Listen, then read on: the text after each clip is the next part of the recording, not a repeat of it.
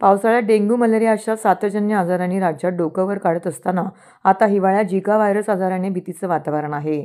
मात्र ठाणे जिल्ह्यात साथीच्या आजारांशी लढण्यासाठी विशेष खबरदारी घेत आरोग्य प्रशासनाने सिव्हिल रुग्णालयात झिकाग्रस्त रुग्णांसाठी विशेष कक्ष स्थापन केलाय. 30 बेडच्या अद्ययावत कक्षाबरोबरच औषध साठा, आपत्कालीन पॅरामेडिकल टीम सज्ज ठेवण्यात आली.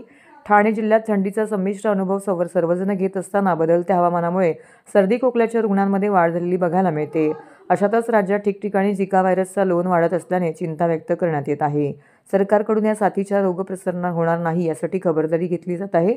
झिका व्हायरस रुग्णांच्या उपचाराची उत्तम सोय सिव्हिल रुग्णालयामध्ये करण्यात आली आहे.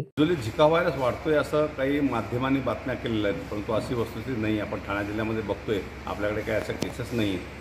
तरी पण एखादी जो पेपरमध्ये बातमी असेल किंवा मग न्यूजमध्ये येते बातमी झिका व्हायरस वाढतोय म्हणून, आणि नागरिकांमध्ये थोडीफार त्याची घबराट निर्माण होते. त्यासाठी त्या दृष्टीने आपण ठाणे जिल्हा त्यासाठी सज्ज आहे. सिव्हिल हॉस्पिटलमध्ये आपण बघतो जवळपास आपण 40 ते 50 बेड आपण इथे रिझॉर्ट ठेवलेले आहेत काही इन्फेक्शन डिसीजसाठी.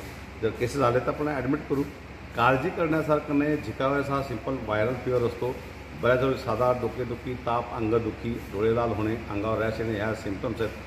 अजून काही कॉम्प्लिकेशन होत नाही. फक्त प्रेग्नंट वुमनला झालं तर मग थोडेशा प्रॉब्लेम येतात होणाऱ्या बाळाला. तर काळजी करण्यासारखं नाही. घरी राहून ट्रीटमेंट करता येते.